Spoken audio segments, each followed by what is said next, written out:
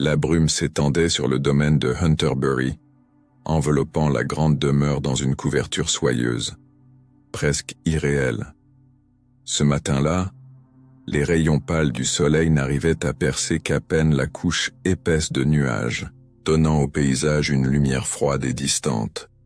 Les pas des domestiques se faisaient entendre sur les pavés humides, leurs silhouettes apparaissant et disparaissant dans la brume épaisse qui semblait engloutir tout autour d'eux. Hercule, Poirot tout juste arrivé en train à la gare voisine, s'arrêta un instant sur le seuil de la vieille maison. Il observait le paysage avec attention, son regard perçant analysant chaque détail, chaque changement dans l'air. Hunterbury était un manoir imposant, certes, mais il respirait une étrange atmosphère de solitude et de mystère, comme si les murs avaient absorbé trop de secrets au fil des ans. Il ressentait cela tout de suite. Un malaise latent dissimulé sous le luxe apparent. Dans la grande salle de réception, mademoiselle Elinor Carlyle l'attendait déjà. Elle était vêtue de manière élégante, mais son regard trahissait une nervosité profonde. Il n'était pas difficile de lire dans ses yeux la douleur d'une personne qui se trouve coincée dans une situation dont elle ne maîtrise pas tous les aspects. Poirot savait que cette jeune femme, bien qu'élevée dans le confort et l'aristocratie, portait un fardeau bien plus lourd qu'il n'y paraissait. Un fardeau qu'elle essayait de dissimuler derrière un masque de calme. Lorsqu'elle aperçut Poirot, un léger sourire apparut sur ses lèvres. Ce sourire, bien que sincère, était teinté d'une tristesse qu'elle ne pouvait masquer. Elle s'avança vers lui tendant la main. « Monsieur Poirot, je vous remercie d'être venu. Je suis désespéré. J'ignore à qui me tourner, mais j'ai entendu parler de vous, de vos capacités, et je vous implore de m'aider. » Poirot, tout en lui serrant la main, l'observa attentivement. Il nota immédiatement la fine lueur d'anxiété dans ses yeux, la manière dont elle se tenait droite mais tendue. Les signes étaient clairs. Un secret pesait sur elle. Un secret qui la rongeait lentement. Et comme toujours, Poirot se savait être la personne capable de dénouer ce mystère. « Mademoiselle, je vous assure que votre appel à l'aide n'est pas vain. Je n'ai jamais refusé de tendre la main à une personne en détresse, » répondit-il avec son calme habituel. « Mais avant de pouvoir vous aider, il est essentiel que vous me fassiez confiance. Dites-moi ce qui vous tourmente. » Elinor prit une profonde inspiration, ses mains tremblant légèrement alors qu'elle tentait de se ressaisir. Elle se dirigea vers une fenêtre, observant le jardin de l'autre côté de la pièce. Le silence pesant s'étira pendant quelques instants. Puis enfin, elle parla. « C'est Mary », dit-elle dans un murmure, les mots presque inaudibles. « Mary Gérard. Vous l'avez probablement rencontrée à Hunterbury, car elle vivait ici, avec ma tante. Mary est morte, monsieur Poirot, et je suis convaincu qu'il ne s'agissait pas d'un simple accident. » Poirot, à l'écoute de ces paroles, demeura silencieux. Il savait que le moindre mot prononcé au moment précis où il observait les émotions de son interlocuteur pouvait ouvrir des portes sur des vérités cachées. Mais l'instant était crucial. « Mais pourquoi pensez-vous cela ?» demanda-t-il, ses yeux se fixant sur Elinor, cherchant à déceler le moindre indice dans ses réactions. Elle baissa les yeux, comme si elle cherchait ses mots dans la profondeur de ses pensées. Mary, elle n'était pas comme les autres. Elle attirait des regards. Elle se tourna alors vers Poirot, une expression pleine de douleur sur son visage. Elle voulait tout. Elle voulait mon monde, ma place, et elle l'a eu d'une certaine manière. Et maintenant, elle est morte. Poirot réfléchit un instant à ce qu'elle venait de dire. Une rivalité entre femmes, un désir de pouvoir, de statut social. Cela ne semblait pas être un accident ordinaire. Mais Poirot savait que les apparences étaient souvent trompeuses. Le mobile était rarement aussi simple. Il devait comprendre ce qu'il y avait au-delà des émotions brutes, des désirs sous-jacents qui avaient conduit à ce drame. « Très bien, mademoiselle Carlyle, dit-il enfin. Je vais enquêter sur cette affaire. Mais je vous préviens, parfois la vérité n'est pas celle que l'on attend. » Avec ces mots, Poirot fit un signe de tête, signalant la fin de cette première rencontre. Mais il savait déjà que l'affaire qui l'attendait à Hunterbury serait tout sauf simple. La brume qui enveloppait le manoir ne faisait qu'ajouter à la lourdeur du mystère, et Poirot, avec sa méthode implacable, allait bientôt plonger dans un réseau d'intrigues et de secrets bien plus complexes qu'il n'aurait pu l'imaginer. Le matin s'annonçait calme à Hunterbury, enveloppé dans une brume légère qui flottait entre les cyprès noirs. Hercule Poirot, fidèle à sa discipline matinale, se leva tôt, ajusta soigneusement sa moustache devant le miroir et descendit dans la salle à manger pour examiner les lieux du crime. Il observa méticuleusement la disposition des objets sur la table. Le plateau de thé en argent, 2 tasses encore marquées par une trace de rouge à lèvres, une assiette contenant des restes d'un sandwich à la pâte d'anchois. Tout était encore figé dans une étrange immobilité. Rien ne lui échappait, chaque objet parlait à son œil exercé. Le détective convoqua ensuite le personnel de la maison. Madame Bishop, la cuisinière, entra la première dans le salon, essuyant ses mains sur son tablier. Elle déclara que rien ne lui avait semblé anormal ce jour-là. Selon elle, la nourriture avait été préparée comme d'habitude, sans incident. Poirot, le regard perçant, s'approcha d'elle et demanda d'une voix douce mais autoritaire: « Madame, êtes-vous bien certaine qu'aucun flacon n'a été déplacé dans l'armoire des remèdes ?» La femme parut hésiter, fronça les sourcils, puis murmura qu'elle ne pouvait le garantir. Cela suffisait à éveiller l'attention du détective. Poirot demanda ensuite à voir Nurse Hopkins, l'infirmière qui avait assisté Madame Wellman dans ces derniers jours. C'était une femme sèche, au regard vigilant dont la voix portait l'autorité de l'habitude médicale.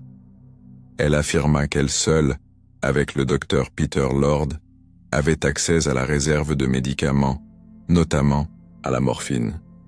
Pourtant, un flacon semblait manquant, ce qu'elle admit avec réticence. Ce détail, infime mais crucial, renforça la conviction de Poirot que la clé de l'affaire résidait dans cette pharmacie domestique. En sortant, il prit rendez-vous immédiatement avec le docteur Lord, qu'il retrouva dans son cabinet, entouré de fioles, d'ordonnances et d'un calme professionnel. « Monsieur le docteur, avez-vous récemment prescrit ou administré de la morphine hors du cadre des soins à Madame Wellman ?» Peter Lord répondit avec fermeté: « Jamais sans surveillance, jamais sans nécessité. » Il semblait sincère, mais Poirot savait mieux que croire les visages. Dans l'après-midi, Poirot se rendit à la prison de Middlebury pour rencontrer Elinor Carlyle. Elle était pâle, le regard fixe, les mains croisées sur les genoux. À son entrée, elle se leva et dit: « Monsieur Poirot, je n'ai rien à cacher.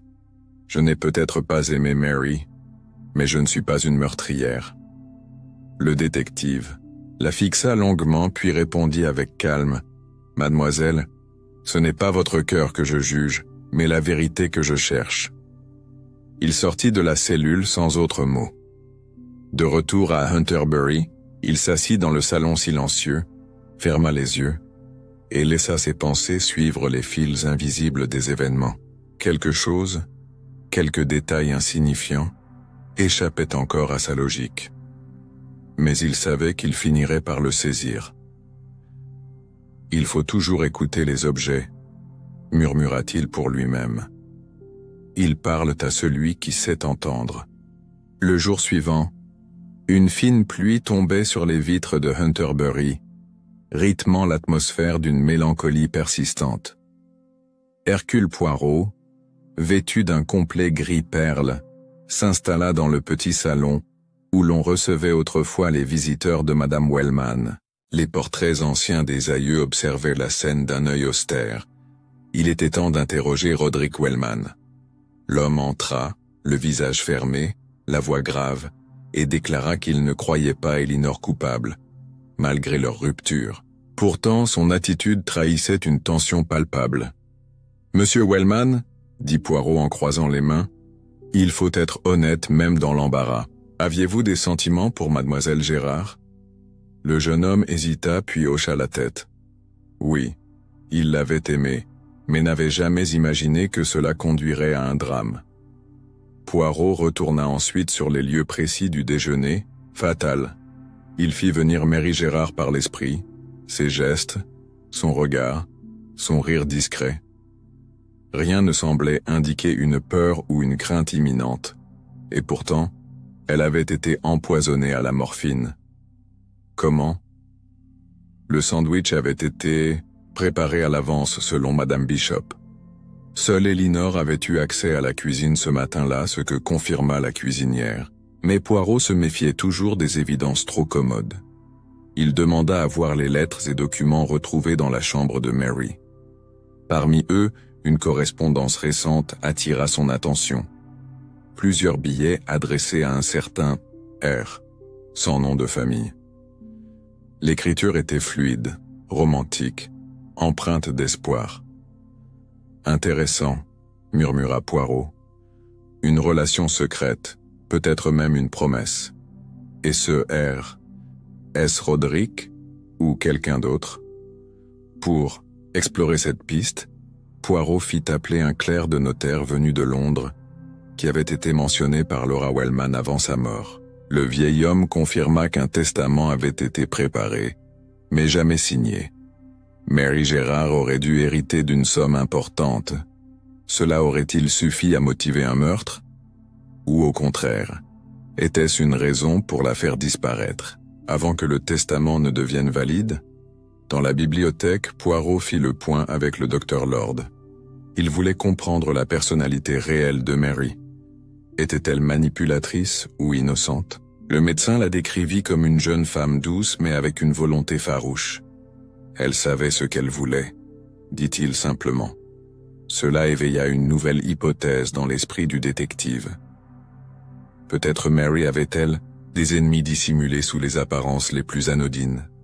Le soir venu, Poirot rédigea ses notes dans un petit carnet de cuir.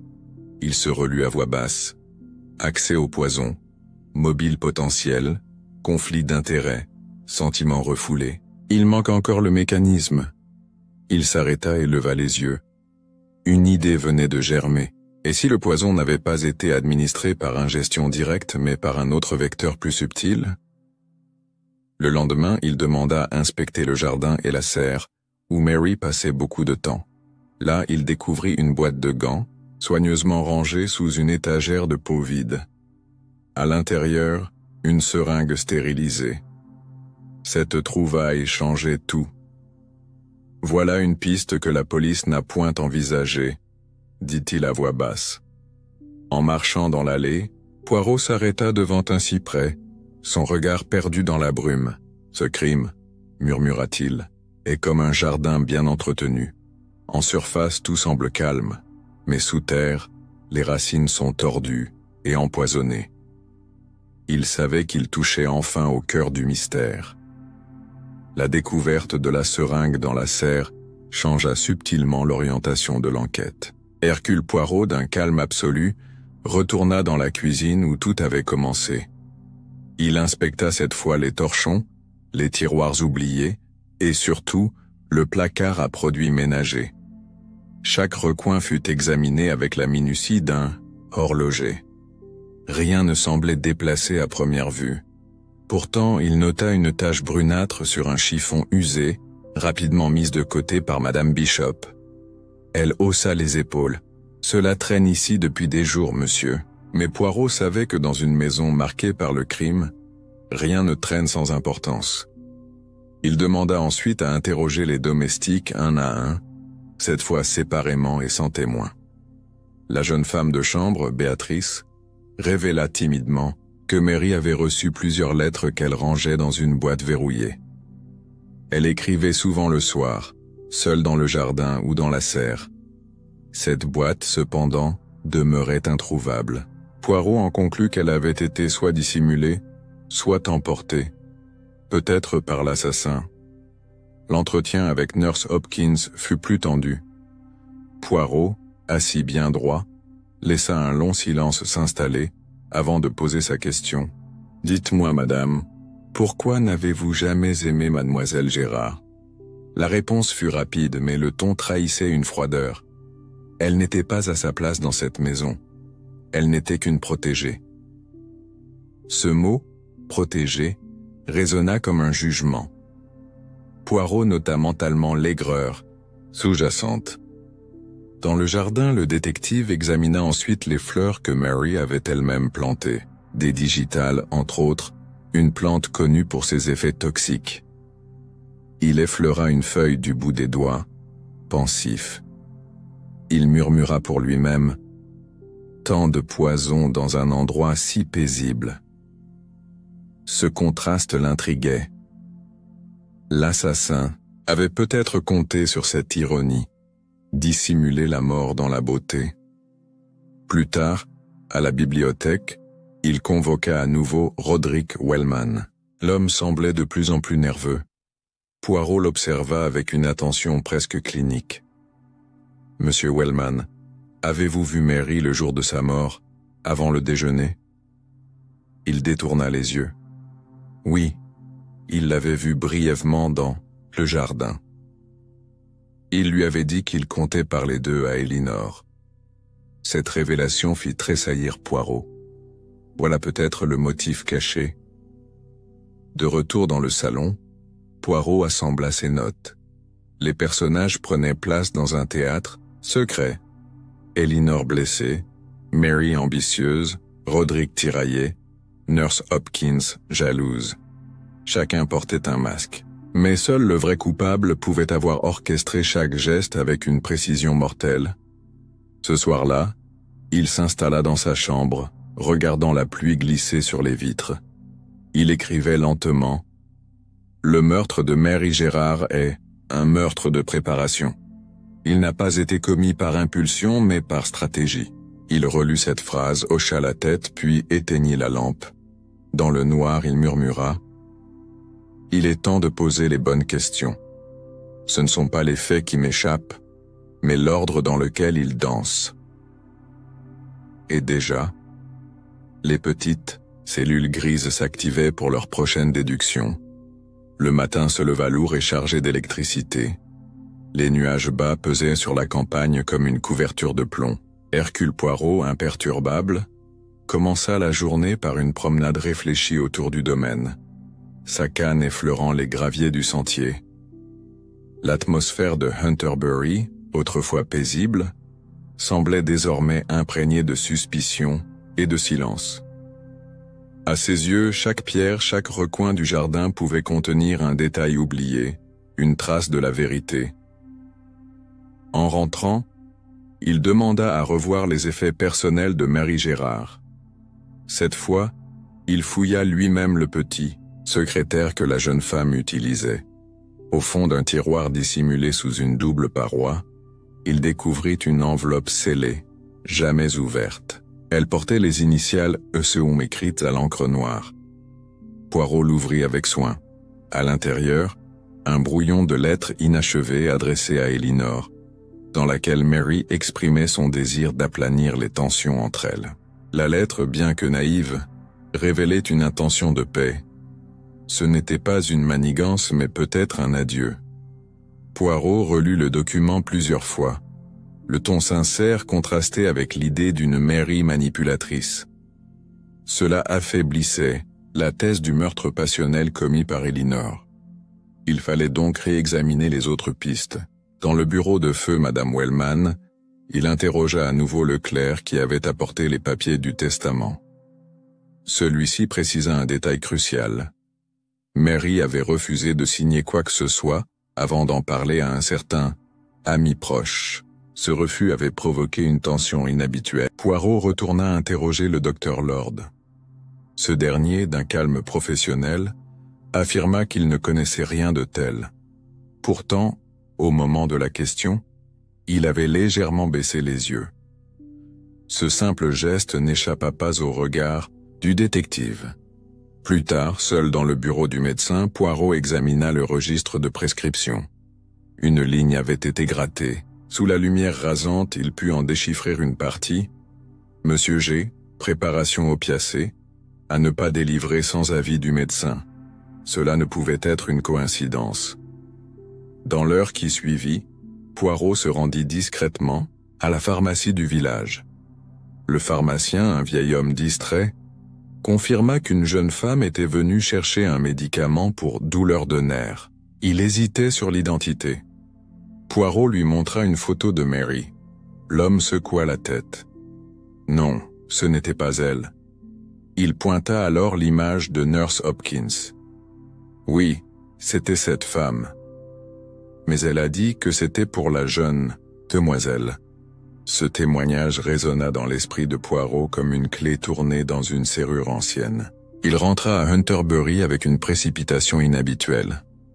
Dans sa chambre, il déplia tous ses feuillets de notes.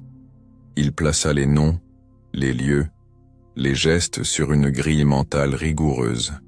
Puis il dit tout haut « Ce n'est pas la jalousie qui a tué Mary Gerard. C'est le contrôle.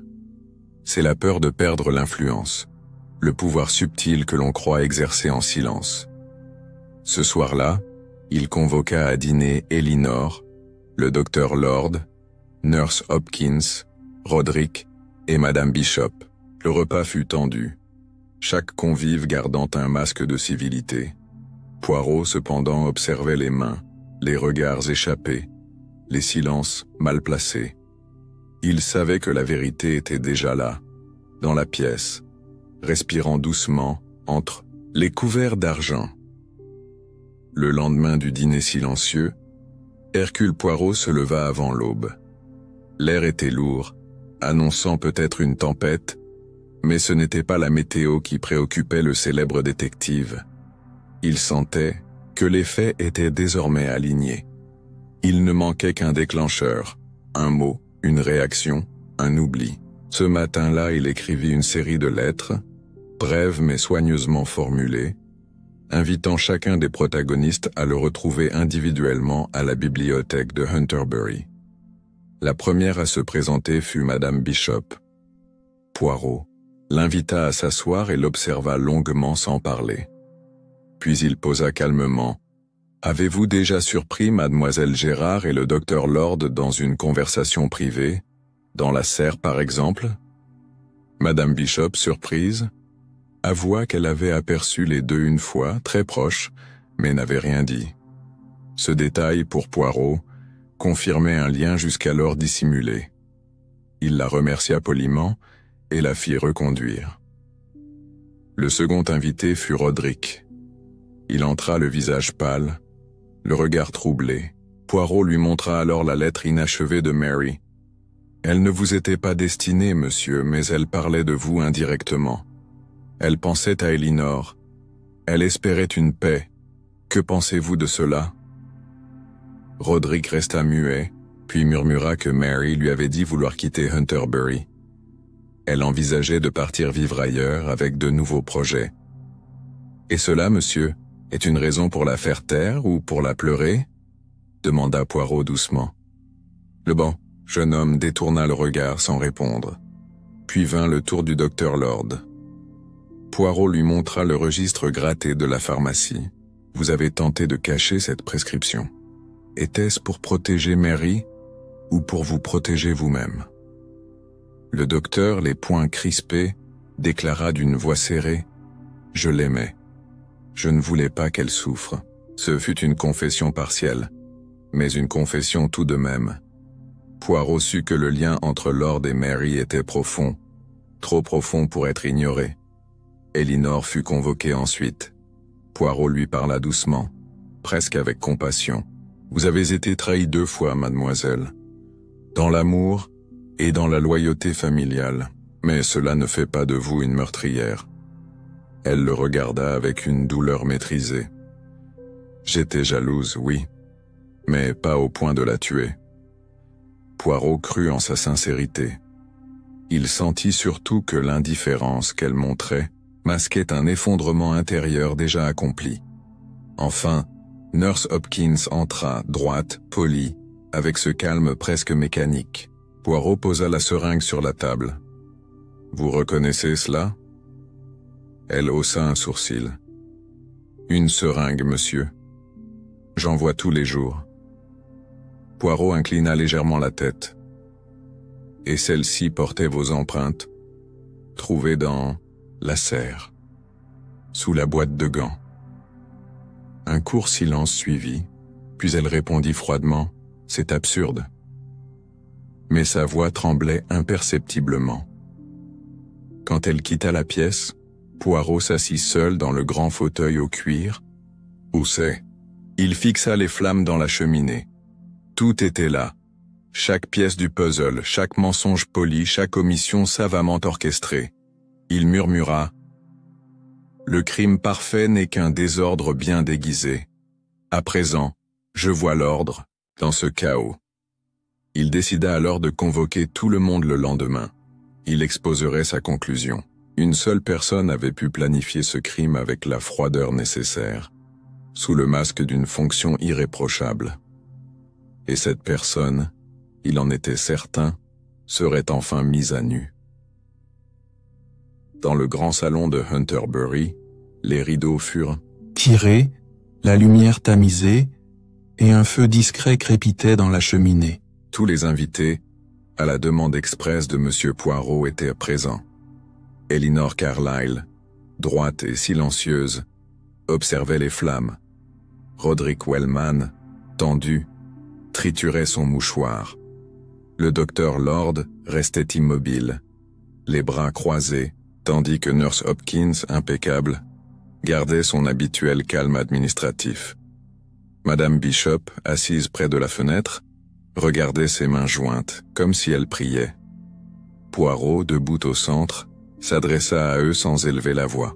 « Mes amis, vous êtes ici parce que le crime commis à Hunterbury fut à la fois simple et diabolique. Une jeune femme est morte, Mary Gerard, d'un empoisonnement à la morphine. Tout désignait mademoiselle Elinor. Elle avait le mobile, l'occasion, et selon l'accusation, la détermination. » Il marqua une pause, puis leva un doigt, et pourtant mes petites cellules grises ne furent pas satisfaites. Il fit quelques pas lents dans la pièce. Pourquoi Elinor aurait-elle tué une rivale qu'elle savait sur le point de partir? Pourquoi l'aurait-elle fait de manière si calculée alors que le testament de Madame Wellman n'était pas encore signé? Non, cela n'avait pas de logique. Le véritable assassin est celui qui avait tout à perdre si Mary s'éloignait. Le silence était pesant. Poirot poursuivit. Ce meurtre fut prémédité et orchestré sur plusieurs semaines.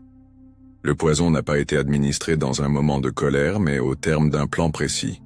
Une seringue fut utilisée, une seringue retrouvée, cachée dans la serre. Il sortit alors l'objet, soigneusement scellé. Elle appartenait à une professionnelle du soin, à quelqu'un qui avait accès aux médicaments opiacés.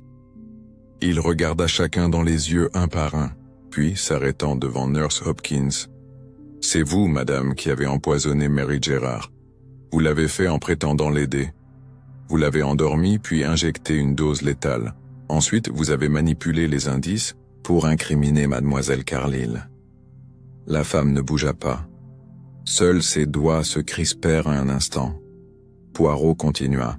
« Vous étiez obsédé par le pouvoir que vous aviez sur Madame Wellman. Vous n'acceptiez pas que Mary prenne sa place dans les dernières volontés de la vieille dame. Vous la considériez comme une menace, une intruse, une étrangère. » Madame Bishop soudain se leva. « Mon Dieu, je l'ai vue. Je l'ai vue entrer dans la serre ce matin-là. Je n'y ai pas pensé. » Sa voix tremblait. Le docteur, Lord livide, fixait la scène sans un mot. Elinor ferma les yeux comme si un poids invisible s'éloignait enfin de ses épaules. Nurse Hopkins, toujours droite, parla enfin.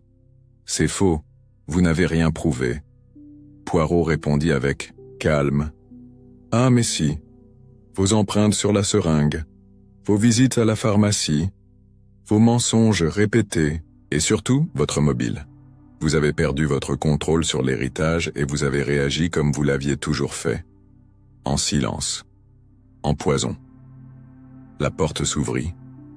2 inspecteurs de police entrèrent à la demande de Poirot. Nurse Hopkins, sans un mot, les suivit. Elle ne protesta pas. Elle savait que tout était fini. Quand elle eut quitté la pièce, Poirot s'assit enfin. Il regarda le feu et murmura « C'est toujours dans les silences que le meurtrier révèle sa nature. Le verbe ment parfois. Le silence, jamais. » Après le départ de Nurse Hopkins, le silence dans le salon persista quelques instants, dense comme un brouillard épais. Chacun semblait absorbé par ses pensées, comme si la révélation de Poirot avait déplacé les fondations de leur certitude. Elinor Carlyle, pâle mais droite, brisa la quiétude. « Je suis libre, mais à quel prix ?» Son regard errait, vide, vers les flammes. Poirot, toujours assis, répondit sans détour. « Le prix de la vérité, mademoiselle. Et elle est toujours plus coûteuse que le mensonge. »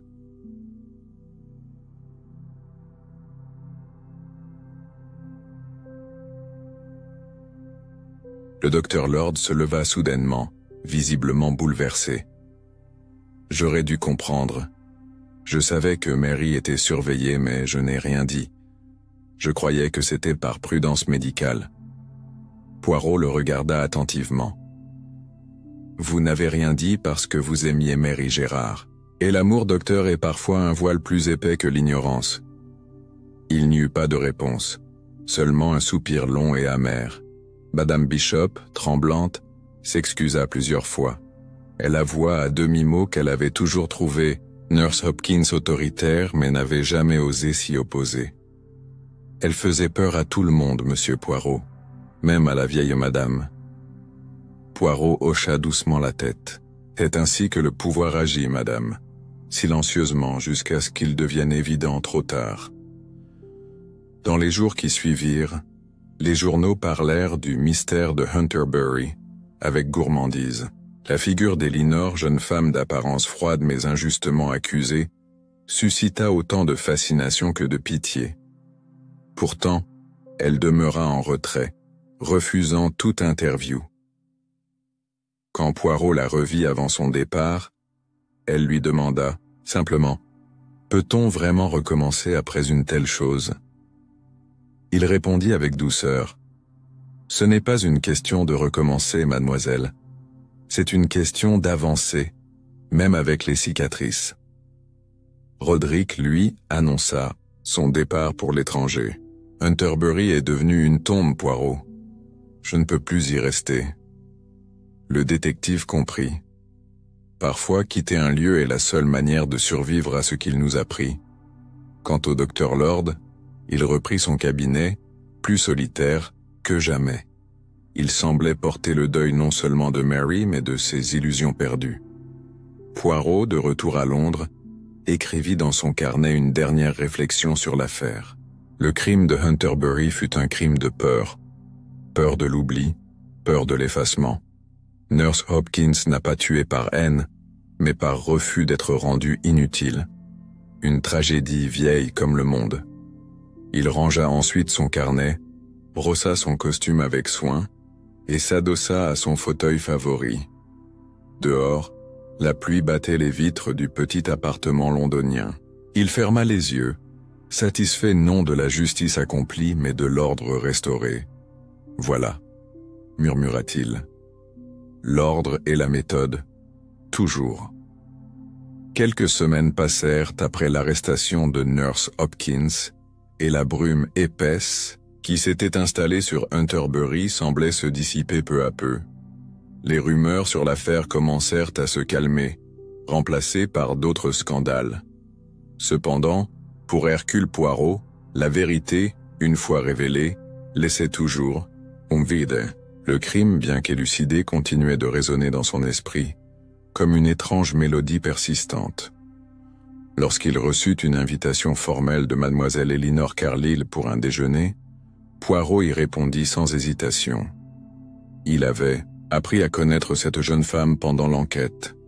Il avait vu au-delà des apparences, et sa complexité humaine le fascinait.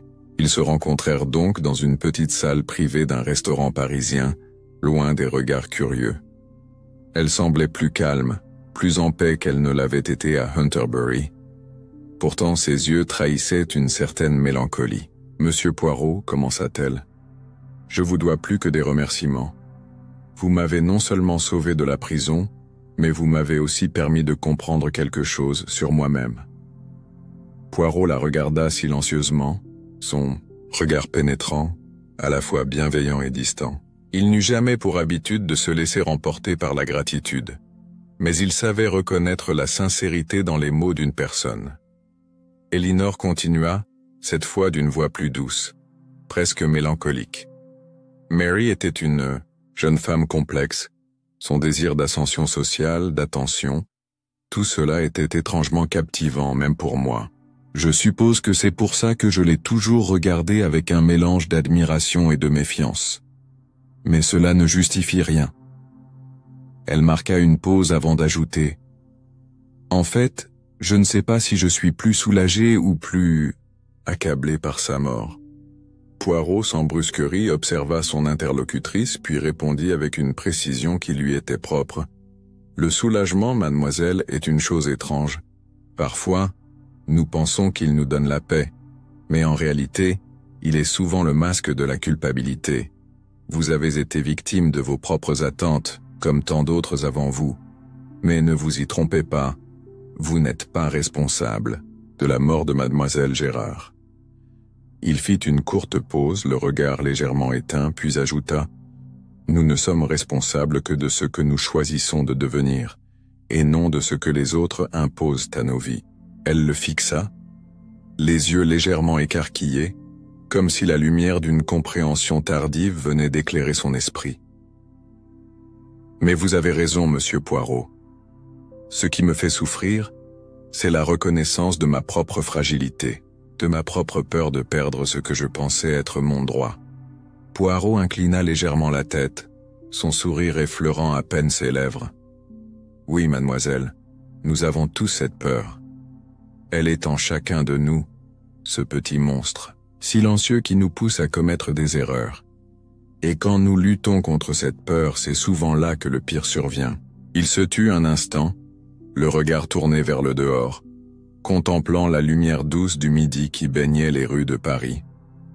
Le crime de cette affaire n'était pas simplement physique, c'était une lutte psychologique, un jeu de pouvoir. Elinor acquiesça, son regard plongé dans son assiette, visiblement perdu dans ses pensées. Poirot ne chercha pas à l'interrompre. Il savait que les moments de silence après une révélation étaient les plus lourds à supporter. Ce silence était nécessaire pour que les mots s'imprègnent pleinement, pour que la vérité prenne racine dans l'esprit de chacun. Le déjeuner continua dans une atmosphère calme, presque apaisée. Pourtant, au fond de lui, Poirot savait que cette paix serait fragile. Elinor pourrait avancer dans sa vie, mais l'ombre de Mary et de la culpabilité qui l'accompagnait continuerait de la hanter. Il se leva alors, prêt à partir, et tendit une main polie, mais ferme. « Je vous souhaite, mademoiselle, de trouver la tranquillité. Mais n'oubliez pas que la paix, quand elle survient, est toujours précédée de l'acceptation de la vérité. » Elinor se leva à son tour, un sourire triste aux lèvres. « Merci, monsieur Poirot. Vous m'avez montré plus que la vérité du crime. Vous m'avez permis de comprendre ma propre vérité. » Ils se séparèrent dans la cour du restaurant, chacun retournant à sa propre vie. Mais pour Poirot, le mystère de Hunterbury n'était pas tout à fait terminé. Bien que le meurtre ait été élucidé, les blessures humaines, elles, restaient ouvertes. Quelques jours après le déjeuner avec Elinor, Hercule Poirot retourna à Londres. Le soleil, pâle et timide, semblait filtrer à peine à travers les nuages d'orage, une lumière grise qui semblait s'adapter à l'état de ses pensées. Le mystère de Hunterbury était maintenant clos, mais une question persistait dans l'esprit du détective. Pourquoi Nurse Hopkins avait-elle agi de la sorte? Quel était le véritable moteur de ses actions, si ce n'était la simple... Poirot se rendit dans son appartement, où il s'installa confortablement avec une tasse de thé.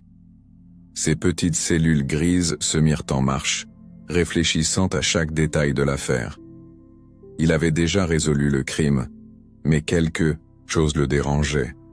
Il n'était pas homme à laisser une affaire inachevée. Dans ses investigations, il avait découvert une étrange dissociation dans le comportement de Nurse Hopkins. Elle n'agissait pas par impulsion mais avec une froideur clinique. Pourtant, il y avait un détail qui le dérangeait encore. Le nom de la victime, Mary Gérard. Pourquoi avait-elle été le centre d'une telle obsession? Il se leva brusquement, l'esprit éclairé par une intuition soudaine. « Bien sûr, » murmura-t-il à voix basse, « c'est cela. » Il retourna à ses notes et sortit un document qu'il avait négligé jusque-là. L'histoire de la famille de Mary Gérard. La jeune femme n'était pas seulement la protégée de Madame Wellman. Elle appartenait à une famille modeste mais avait des liens inconnus avec des cercles sociaux beaucoup plus élevés. Un détail étrange, oublié par tous, mais crucial. Poirot sourit. Il se dirigea vers la bibliothèque et prit un vieux livre de généalogie. En feuilletant les pages, il trouva le nom qu'il cherchait. Le père de Mary. Un ancien avocat, autrefois respecté, dont la réputation avait été ruinée après un scandale financier. C'était là, pensa Poirot, là où le véritable moteur de ce crime réside. Nurse Hopkins n'avait pas seulement voulu protéger sa place auprès de Madame Wellman. Elle avait agi pour protéger une vérité bien plus profonde, la vérité sur l'identité de Mary. La jeune femme n'était pas simplement la protégée d'une riche héritière. Elle était la nièce du père de Mary, un homme que la société avait rejeté après sa chute. Ce secret découvert par Nurse Hopkins était la clé de son obsession. Elle ne voulait pas que la vérité éclate et que l'héritage soit perturbé. Poirot prit son chapeau et se rendit à la station de police. Cette découverte n'était plus simplement un détail, mais une révélation qui changeait la compréhension de toute l'affaire. Le crime de Nurse Hopkins n'était pas uniquement une question de pouvoir ou d'amour. C'était une question de famille, de secrets cachés depuis longtemps. Arrivé à la station, il demanda à parler à l'inspecteur principal. Lorsqu'il entra dans le bureau de ce dernier, il posa une enveloppe contenant de nouvelles informations. « Il y a encore des choses que vous ignorez sur cette affaire », expliqua Poirot. « Vous pensiez que le mobile était simple, mais il s'agissait d'une lutte bien plus complexe, enracinée dans un secret de famille. » Il fit une pause, avant d'ajouter « Il est temps de rendre justice, mais cette fois, ce n'est pas à la victime seule qu'il faut penser, c'est à tous ceux qu'elle a laissés derrière elle. » L'inspecteur, un homme fatigué mais respecté, regarda Poirot d'un air intrigué. « Vous êtes sûr de ce que vous dites, Poirot ?» Poirot répondit avec un sourire énigmatique. « En tant que détective, monsieur, il est de mon devoir de dévoiler ce que d'autres ignorent. Le secret de Mary Gérard est beaucoup plus vieux que ce que l'on pensait. Et c'est ce secret qui a provoqué la tragédie. Dans les jours qui suivirent, les autorités revinrent sur l'affaire, et des informations jusque-là ignorées furent révélées au grand jour. La connexion entre la famille de Mary et certains anciens associés de Madame Wellman expliquait les tensions et les intrigues sous-jacentes qui avaient conduit au crime. Nurse Hopkins avait manipulé les événements pour protéger un héritage bien plus important que la simple fortune de Madame Wellman. Poirot, comme toujours, n'eut aucun désir de gloire. Il avait résolu l'énigme, mais il savait que la vérité n'était jamais aussi simple que la conclusion d'un enquêteur. La réalité des vies humaines, des secrets de famille et des illusions de pouvoir étaient bien plus complexes. Et en fin de compte, le plus grand mystère n'était pas celui du meurtre de Mary Gérard, mais celui de l'âme humaine, toujours capable du pire pour protéger ce qu'elle croit être sien. Les semaines suivantes furent marquées par un calme étrange. Après la révélation finale, la vie à Hunterbury et à Londres sembla revenir à son rythme habituel, bien que l'ombre de l'affaire n'ait jamais tout à fait disparu. La presse continua de spéculer, de se nourrir des détails de l'affaire et des révélations sur les secrets de famille qui avaient conduit au crime. Mais pour Hercule Poirot, cette histoire était terminée. Il avait démêlé le fil du mystère, exposé la vérité, et il était prêt à tourner la page. Un matin de printemps, alors que les oiseaux chantaient dans le jardin de son appartement londonien, Poirot se trouva devant sa coiffeuse, ajustant méticuleusement ses favoris et son costume. Il se sentait en paix, mais son esprit, comme toujours, restait vigilant, cherchant toujours la perfection dans les détails de sa propre existence. Il savait qu'il ne pourrait jamais vraiment se reposer. Chaque enquête, même résolue, laissait une trace indélébile. Un courrier arriva ce matin-là, une lettre d'Elinor. Carlyle. Elle l'invitait à un dîner dans l'intimité de sa maison, loin des regards publics. Elle semblait avoir trouvé une nouvelle forme de sérénité, mais cette invitation, bien que polie, trahissait une sorte de gratitude profonde envers lui, un sentiment que Poirot ne pouvait ignorer. Le dîner se déroula dans une ambiance détendue. Elinor, bien que toujours marquée par les événements, avait retrouvé un semblant de tranquillité. Elle lui expliqua qu'elle avait décidé de quitter Londres pour un temps, de s'éloigner des lieux chargés de souvenirs. « Je dois partir », confia-t-elle, « pour me reconstruire. Vous avez raison, monsieur Poirot. La paix ne vient qu'après l'acceptation de la vérité, et je l'accepte, même si elle est amère. » Poirot, avec toute sa finesse habituelle, ne répondit pas tout de suite. Il se contenta de la regarder un instant comme s'il cherchait à discerner la profondeur de ses mots. Puis il répondit avec une douceur étrange, « La vérité, mademoiselle, n'est jamais aussi simple que nous l'espérons. Elle se cache dans les recoins les plus sombres de notre esprit, mais il faut savoir l'accepter pour pouvoir avancer. Vous avez fait le bon choix. » Elle lui sourit, puis lui posa une question qu'il redoutait peut-être un peu. « Monsieur Poirot, que faites-vous quand une affaire est résolue? Quand tout est terminé et que l'énigme est décodée ?» Poirot leva son verre et observa le vin pensif. Puis avec une légèreté qui lui était propre, il répondit « Je retourne à ma méthode, mademoiselle. Je me plonge dans un autre cas. Peut-être qu'il sera aussi complexe que le précédent ou peut-être plus simple. Mais tant que la lumière des énigmes brille, je resterai le même. Chaque vérité est un éclat qui m'éclaire. Et tant que je vivrai, je chercherai l'ordre dans ce monde chaotique. » Le dîner se termina sur une note calme, avec des échanges respectueux, mais Poirot savait que ce n'était pas seulement une simple rencontre entre enquêteurs et témoins. C'était un moment de catharsis pour Elinor, un moment de réconciliation avec elle-même. Peut-être qu'elle n'oublierait jamais ce qu'elle avait vécu, mais au moins, elle pouvait désormais espérer une vie nouvelle. Le lendemain matin, Poirot se leva tôt, comme à son habitude. Il se rendit dans son bureau, où il commença à examiner de nouveaux dossiers. L'affaire de Hunterbury était close, mais il n'y avait jamais de fin définitive pour Hercule Poirot. Chaque nouvelle journée était un nouvel énigma. Il savait que d'autres mystères l'attendaient, peut-être plus sombres, peut-être plus terribles. Mais peu importait. Il savait que, tant qu'il poursuivait la vérité, il continuerait d'apporter l'ordre et la clarté à un monde souvent trop compliqué. En s'installant à son bureau, il se tourna vers son miroir et murmura doucement à son reflet, comme une coutume. « Voilà, Hercule Poirot, le travail n'est jamais terminé. » Il sourit, ajusta son col et se lança dans sa nouvelle journée. Les mois passèrent, et Hercule Poirot continua à mener sa vie à Londres, toujours aussi minutieux dans son travail et insatiable dans sa quête de justice. Cependant, l'affaire de Hunterbury restait dans son esprit comme une ombre qui ne disparaissait jamais complètement.